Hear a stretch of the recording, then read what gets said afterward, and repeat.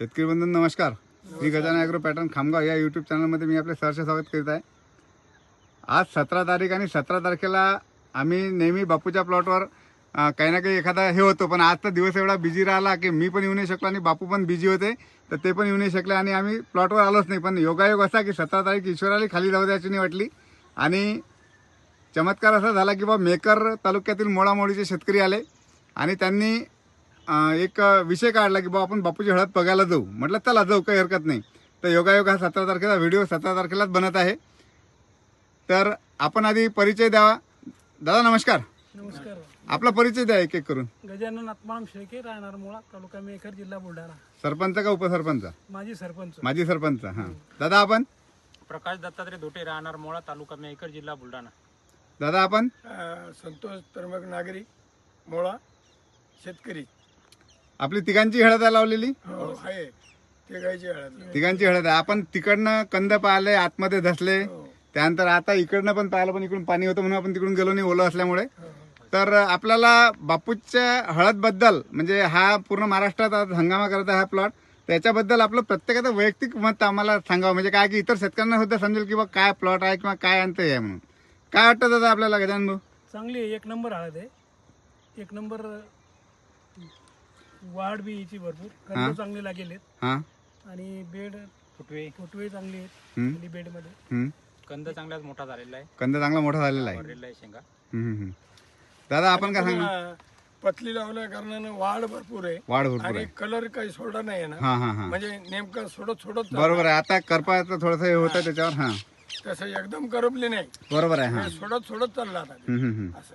म्हणजे निसर्गित म्हातार पण येऊन राहिला समजा त्याला. ते वय झालं, हा वय झालं म्हणून हरकत. म्हणून उतरत उतरत राहिली. हां एकदम नाही. काही लोकांची अशी करपली हां हां हां आमच्या इकडं, पण इकडे ही काही वाटत नाही. आणि आमची हळद अशीच आहे, पण ही वाढ कमी आहे. वाढ आणि आमची दाट आहे, हां.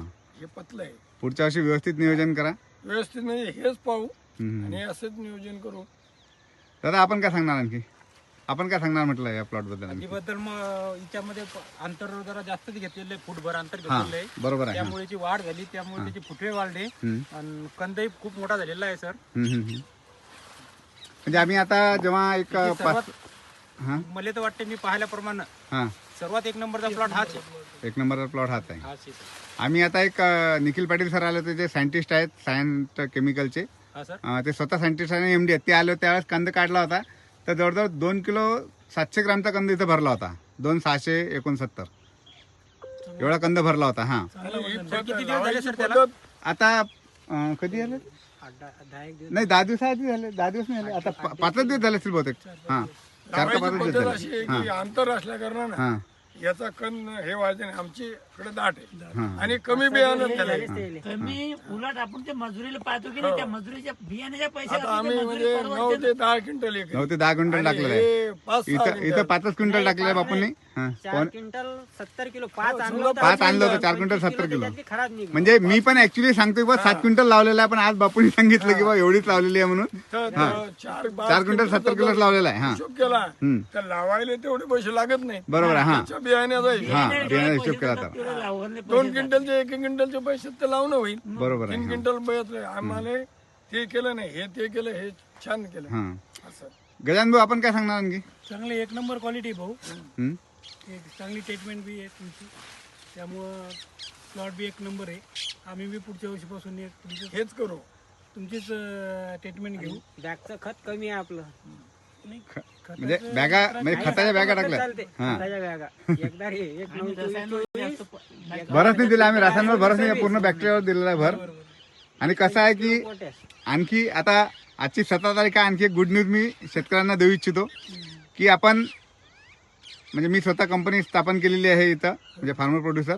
त्याच्यामध्ये आपण जसं सोयाबीन कसं काढली तुम्ही मार्केटमध्ये देता, आपण तशी ओली हळद घेणार आहोत. म्हणजे पुढं येणाऱ्या काळात आपण ओली हळद घेणार आहोत. म्हणजे शेतकऱ्यांना बॉईल करण्याचा किंवा याचा कुठलाच हे नाही राहणार.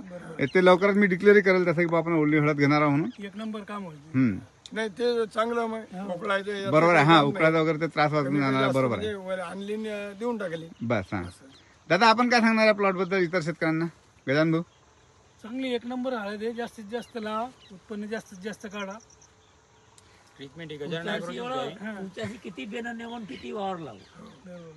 बाप्पूचं म्हणणं आहे की कमीत कमी 10 एकर हळद पुढच्या वर्षी लावायची नाही लावायची. हा कारण तो शेतकरी वर जाईल नाही ते हरभऱ्यानं आणि सोयाबीन सोयाबीनला तर भावच नाही सोयाबीननं तर खलास केला ना हो काळच केलं पण त्याला हरभरा पर्याय नाही. बी छान हरभरा आहे. नाही हरभराचा एक नंबर आहे, काही विशेष नाही. चालेल, धन्यवाद मंडळी. आपण वेळात वेळ काढला, अमूल्य वेळ दिला आणि बापूच्या प्लॉटला व्हिजिट दिली. चालेल, धन्यवाद. धन्यवाद का माल आणला होता का हो मंडळी. परत व्हिडिओ बनवतोय. किटचा विषय निघाला, उन्नत किट जी GS बायो सायन्सची आहे. तर दादा आपण आज किट घेतली, उन्नत किट कांद्यासाठी. हो तर आपल्याला किटचे कसे रिझल्ट मिळाले हळदीला? चांगले किट एक नंबर एक नंबर किट निघली. हा मी खरला सुद्धा अशी किट नाही हा त्यामुळे तुमच्याकडून आलो आज खामगावले आज खामगाव आला आणि तुम्ही उन्नत किट घेतली. उन्नत किट घेतली. बाप्पू आता आपण बोलले की बा पुढच्या वर्षी म्हणजे काय बोलले ते सांगा, म्हणजे मी सांगण्याच्या वेळी तुम्ही सांगितलेलं बरं राहील. नाही, किट बद्दल? पराठीसाठी सगळ्याच पिकासाठी फायद्याचंच आहे. मजुरी वाचते आणि 3 दिवसात तुम्हाला रिझल्ट भेटतात. हे 2000ची एक बॅग आणून देण्यापेक्षा हम्म, हे किट दिले तर तो फायदा आहे आपला. मजुरी वाचते हम्म. आणि त्याचे रिझल्ट लवकर भेटतात. लवकर बाप्पू आणि आपण खर्च कमी. बाप्पू आपण इथं उन्नत किट दिलेली आहे. आपण पुढच्या वर्षी किती किट लागतात आपल्याला टोटल? 50च्या जवळ तर लागतात. 50 किट आपल्याला लागतील. म्हणजे आपण सोयाबीन, कपाशी सर्व याला वापरणार. सगळ्याला तेच वापरायचं आता. बॅगचं खतच आणायचं नाही. बॅगचं खत बंद, हा विषय बंद. चालेल, धन्यवाद बापू, धन्यवाद गजानन भाऊ.